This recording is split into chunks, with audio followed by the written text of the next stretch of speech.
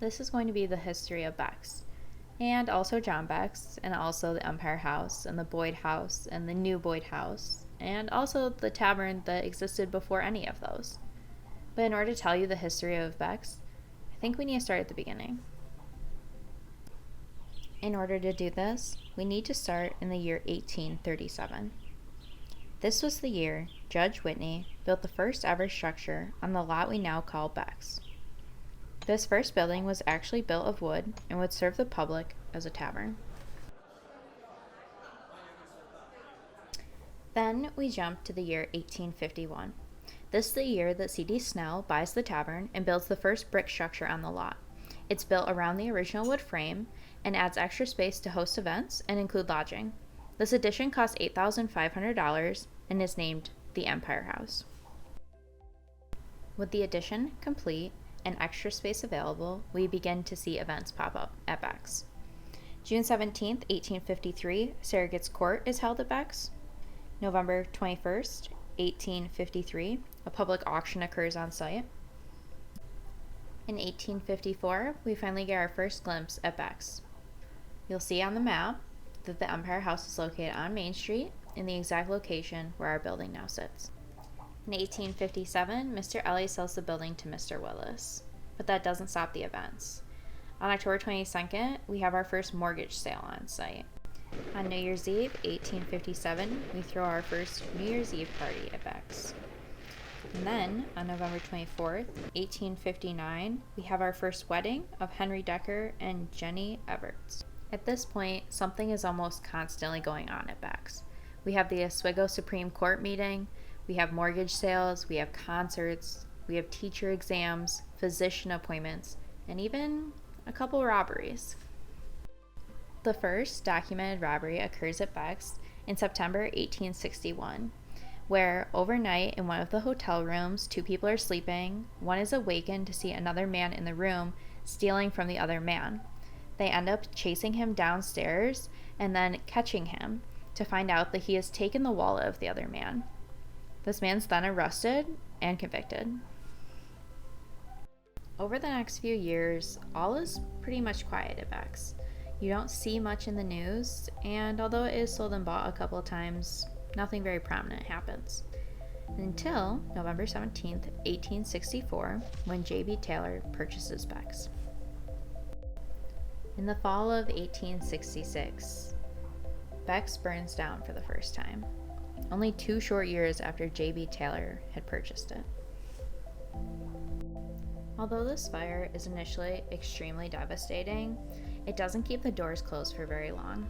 On February 21st, 1867, the doors reopened to what this time is the Empire House, and J.B. Taylor is still the owner. 5 days after the doors reopened, they put together a benefit to help Taylor afford the cost of the build.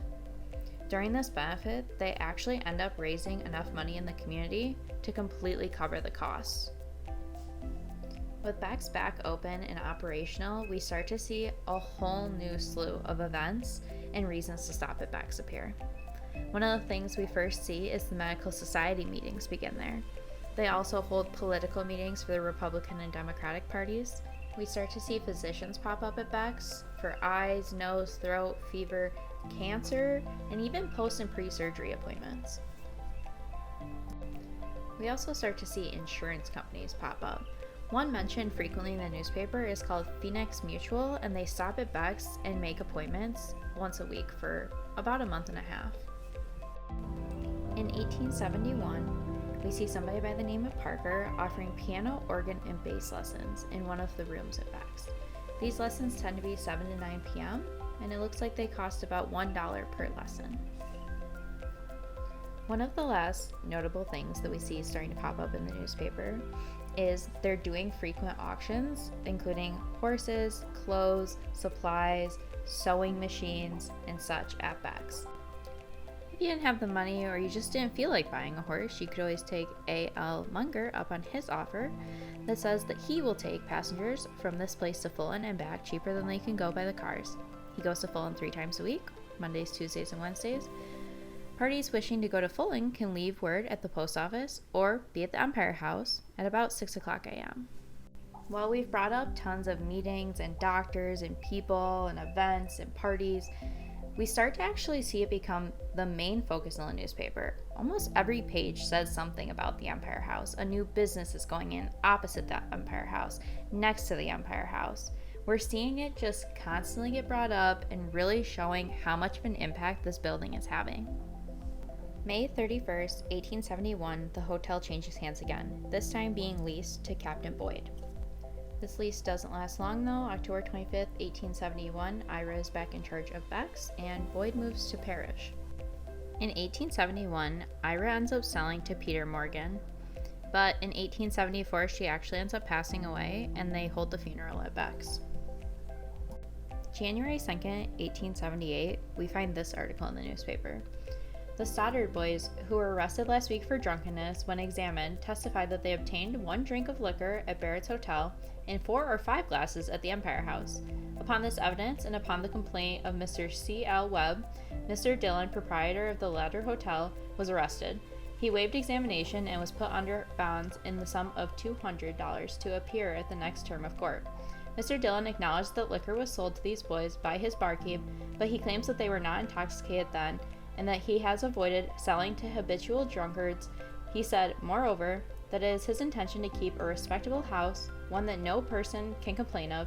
He also says that he has kept hotel for 20 years, and that this is the first time he has any trouble of this kind. April 17th, 1878, the newspaper reports that Becks has Excelsior water on tap that's very good for your health. November 20th, 1878, a man stays at Becks for 3 days and then buys a horse and skips town to Sandy Creek. But he also takes David Boyd's coat, and they never recover the coat, but they do recover the horse. In 1879, Boyd once again takes over the Empire House. From this year on, it'll be mostly referred to as the Boyd House. Boyd was one of the prominent owners of Becks, so we go a little bit into detail of his life. He was born in Rochester in 1828, and he was one of the early sailors of Lake Ontario and the other lakes. He sailed the Great Lakes for many years and became one of the best-known captains.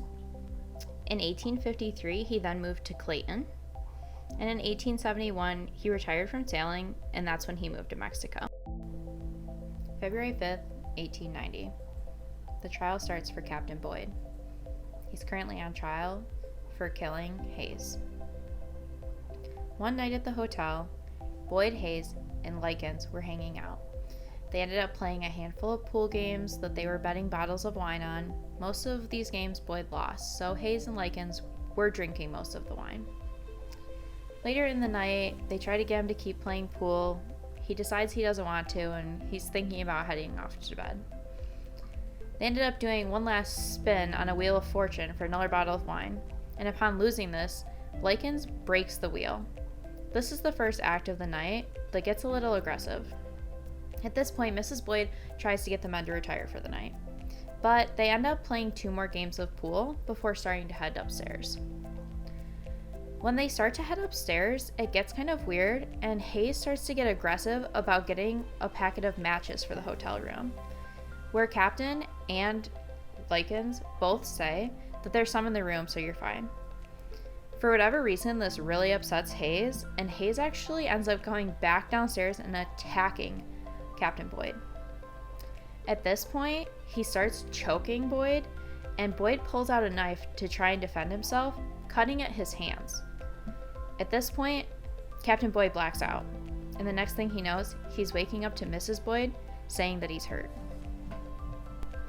While Hayes doesn't die from the attack immediately, he does end up getting blood poisoning and passing away later on. After hearing all of the witness statements and all of the testimonies, Captain Boyd is acquitted of the murder. Over the next couple of years, we have a couple small events happen. Baxter comes in, claims that she has rights to the building because she has a lease outstanding, and takes all the contents of the building over the next couple days. Boyd does end up suing her for this on April 13th, 1892. 1894, Captain Boyd moves into the Boyd House. In 1896, unfortunately, there was a man who committed suicide in the building. And then, in 1897, we have the infamous fire that burns down the Boyd House. On May 5th, 1897, there's an article that talks about Captain Boyd saying that he's asked for multiple quotes to rebuild the building, but they've all been too high, so he will build it himself. He's estimating an opening in September. He's ordered the bricks from Syracuse, the lumber from New York City, iron from Pennsylvania. He plans for there to be 40 rooms total in the building, 25 of which are hotel rooms. On August 4th, the construction is finished, and August 5th, he does an initial opening, which features the Oswego Orchestra. On September 10th, he has his formal opening, which is quoted to be the grandest event in the village, featuring amenities in the building such as hot water and electricity. In December of 1899, Boyd sells the building. He does this because his wife is quite sick and he wants to be with her. At this point, Conklin owns Becks. In 1903, it makes news because he shorted 3,400 pounds of coal, and that's the town gossip. February 25th, 1903, the town is agitated by the news that Becks is on fire again.